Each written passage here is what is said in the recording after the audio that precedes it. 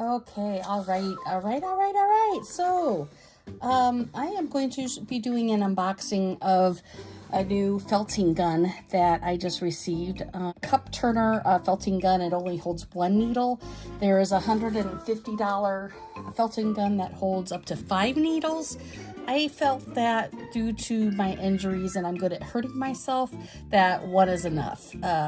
You have, when I unboxed it, it already came together. The only thing that I had to do was add the needle and tighten the screw. It came with these really nice felting gloves. I love them.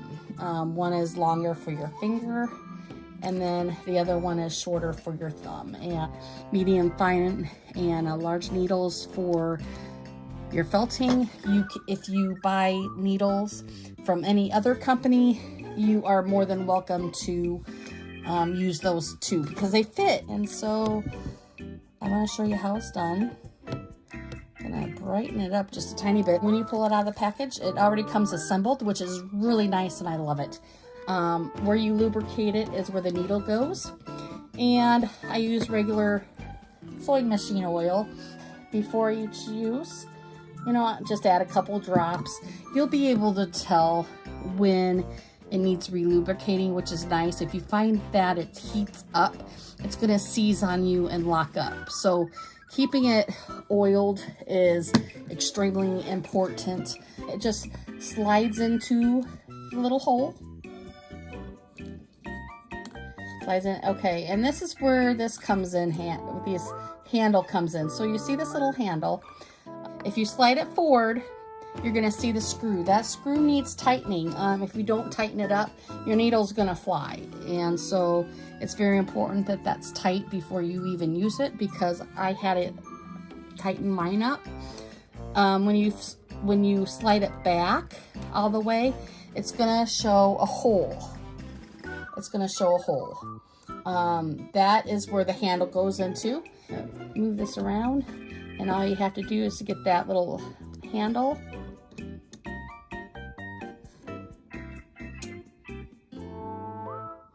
in the hole, and that's what's going to hold the needle.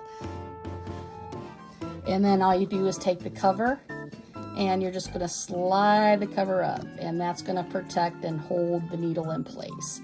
And so on the front end of it, that's what it's going to look like. That's it.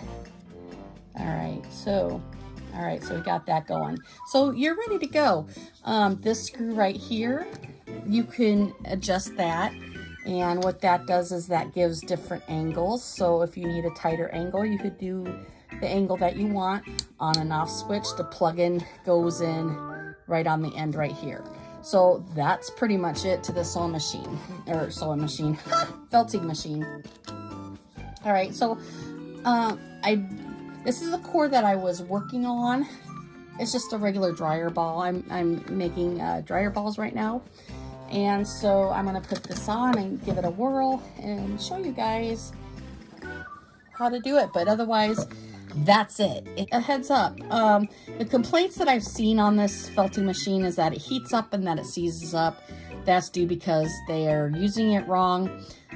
It's not pre-lubricated. This is a great machine for the cost. When you do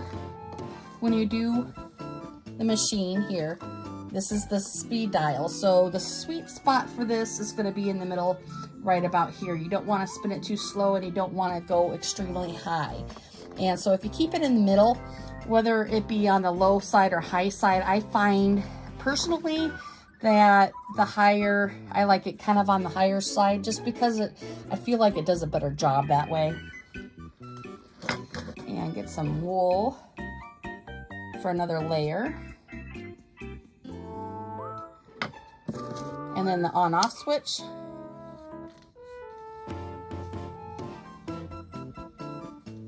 And then you need to turn the knob on to make it go, and then it will light up.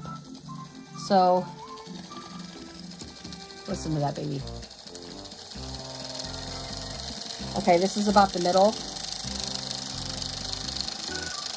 It's quiet.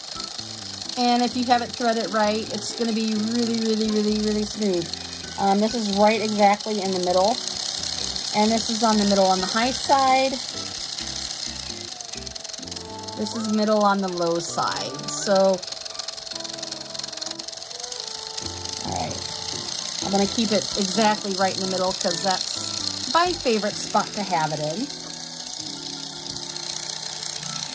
Alright. And this is just another layer. So I'm just going to get it in the middle. Let the machine do the work. All right. If you don't need a press. For those that don't know your needle, your felting needles, there's little barbs. There's little barbs on the end. There's little barbs on the end, so you don't need to go deeper than your felting needle. If you know, so keep it even. And I'm just letting the tip of it go in. That's it.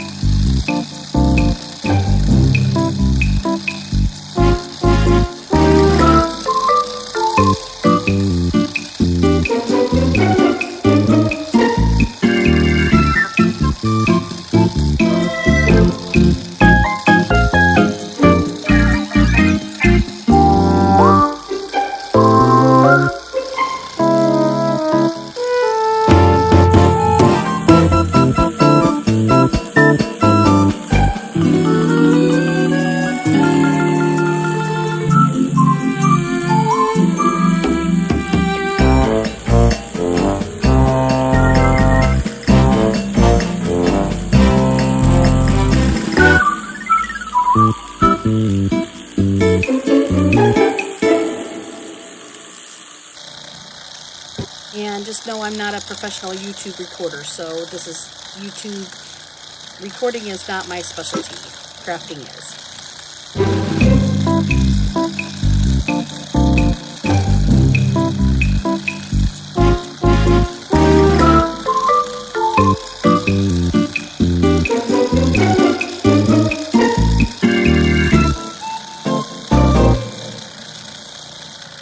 See, all right, and then even with this,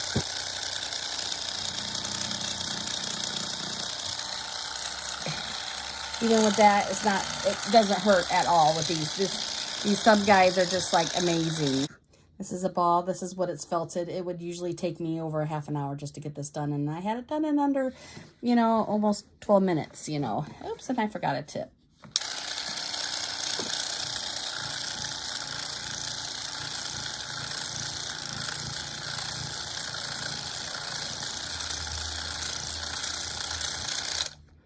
All right, and it's hard. You know, I have it hard. It's the ball that I want. It's a core yard. I'm very happy for it. Okay, wrap it around. Do it again.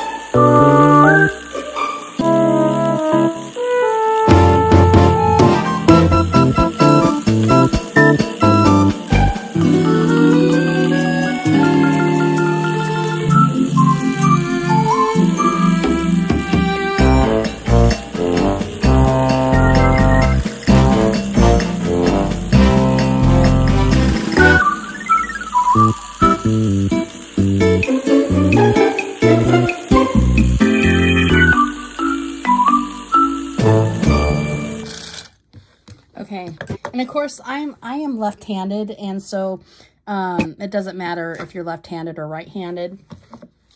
You know, it's very comfortable, and no matter what hand you like, that's what I like about it. But before I use it, I just lubricate it, just one drop, because it does go at a rate of high speed. So that's all there is to it. Less than 50 bucks. You know, it's a good machine, and I would highly recommend it. There are going to be times where I'm going to be wanting a hand needle, but for doing core work and, you know, bigger areas, you bet I'm going to be using this machine. So happy crafting, y'all. Have a great day, and thanks for watching. And if you want to subscribe, please subscribe. I have felting, spinning, and my photography. Have fun and have a great time.